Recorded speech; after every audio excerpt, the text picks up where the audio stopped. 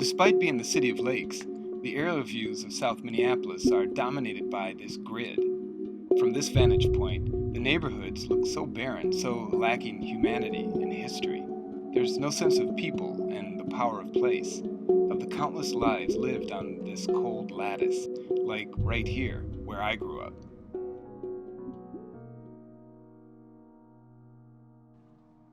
Now, that's someone who would rather be behind the camera, but I was always curious about my community.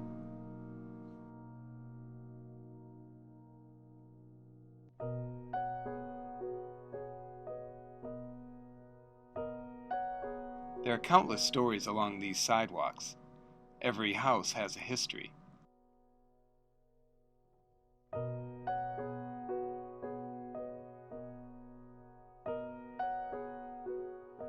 To find the narratives of the people who live in these neighborhoods, sometimes you have to lean in, listen, and take a closer look.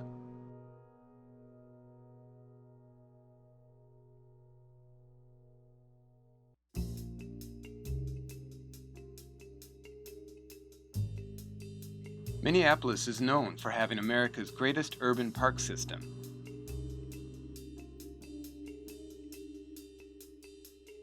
One of the gems is Powderhorn Park. It's my favorite, but then again I'm biased because I grew up right across the street from Powderhorn. It was like my front yard. Here I am with two of my sisters in Powderhorn Park back in the day. Among my best childhood memories are the 4th of July fireworks over Powderhorn Lake.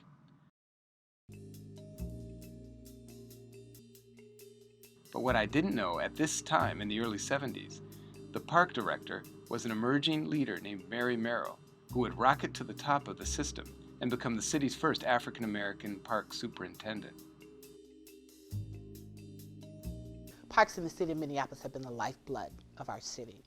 They really are the place in community where people come together to play, to connect, to build community. It's the space that we all own. It's ours. It's our wonderful backyard. They're right at the heart of who we are and what we are. But who we are and what we are isn't always what we want to be, especially with a year like we've just had and the years that we're heading into. So one park in South Minneapolis asks a question of us. How do you go about loving your enemies? My name is Mary Merrill Anderson, and we are in the fantastic Reverend Dr. Martin Luther King Jr. Park. I'm Eric Nathanson, and in the 1960s, I worked as a community organizer in this neighborhood. When I worked here, Martin Luther King Park was still known as Nicollet Field.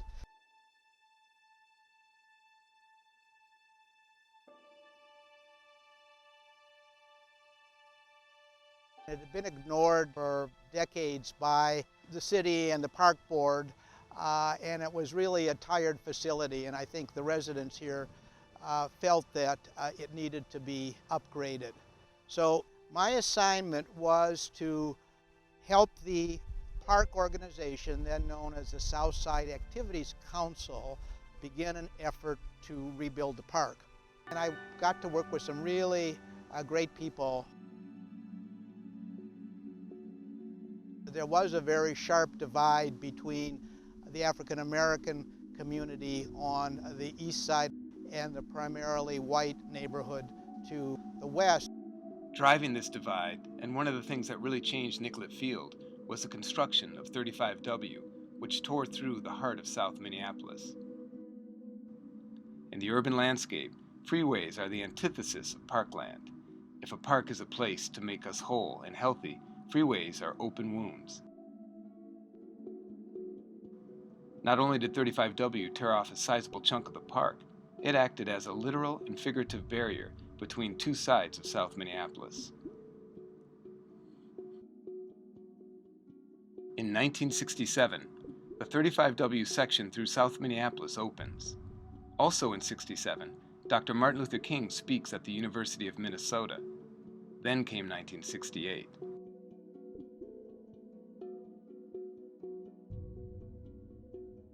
Dr. King's assassination and the frustration in these latter years of the civil rights movement led to a number of disturbances or riots in urban America, including North Minneapolis.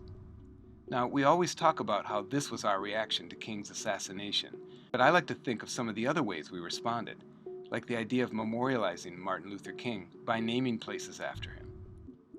Just weeks after King's assassination, Minneapolis black leaders proposed renaming Nicollet Field after Dr. King. It appears that Southsiders were among the first in all of America to remember Dr. King by officially adorning his name to place. So the park got a name upgrade after it had gotten a facilities upgrade, again making it a focal point in the neighborhood. But decades later, a new challenge to Martin Luther King Park was unleashed. A process began to create an off-leash dog park within Martin Luther King Park. Most of the neighbors on the east side of the freeway were against a dog park at the park, and those west of the park really felt strongly that they wanted to have a dog park here and didn't understand why it was a problem. Mary is being very diplomatic here. By east, think mostly African American. West is mostly white. You might think, like many did, what could be wrong with a dog park? Well, a look back at iconic photographs from the civil rights movement, and it's easy to see why this proposal was painful to many in the neighborhood.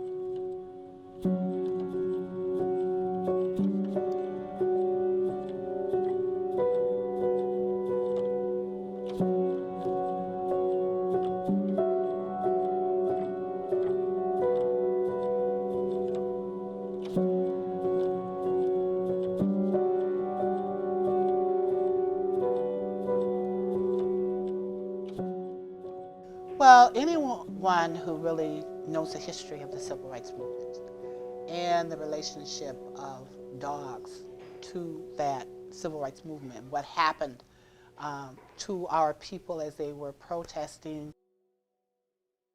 I think there's a real place for dog parks, but not at a park that's named after the Reverend Dr. Martin Luther King Jr. There were people who were almost in tears at some of these meetings who couldn't imagine that we would be putting a dog park here.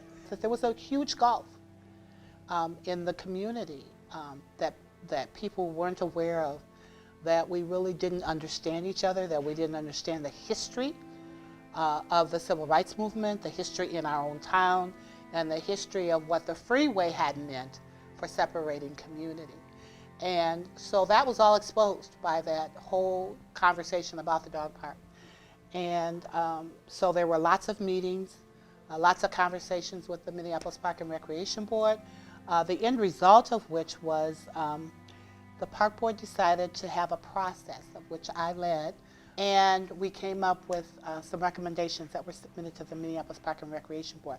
The strongest of which really was to create a council that would be responsible for making sure that the park, in fact, did reflect the vision, the dream of the Reverend Dr. Martin Luther King Jr.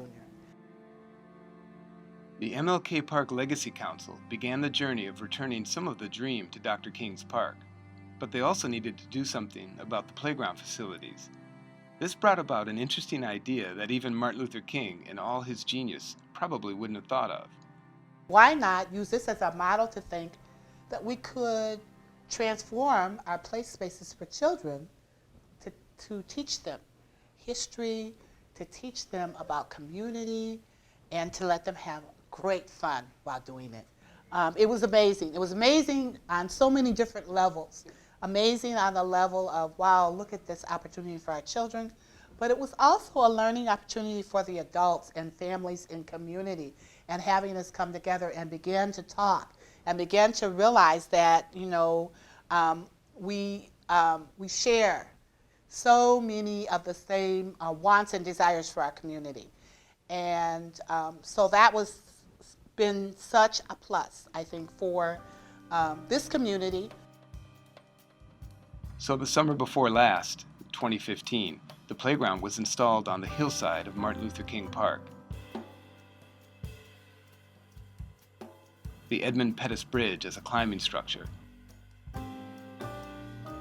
African American books as slide steps, Black inventors from Minnesota, African American military history, music, and culture. As the playground was being installed, it was clear that the park that had been one of the first places in the world to take the name of the slain civil rights leader was again on the cutting edge of invoking his legacy. Dr. King himself finally made it to his mountaintop. So that question asked by Public Art in the Park is actually a quote from Dr. King, who once asked, "How do you go about loving your enemies?" Well, the Legacy Committee offered several answers. One is, you play with them.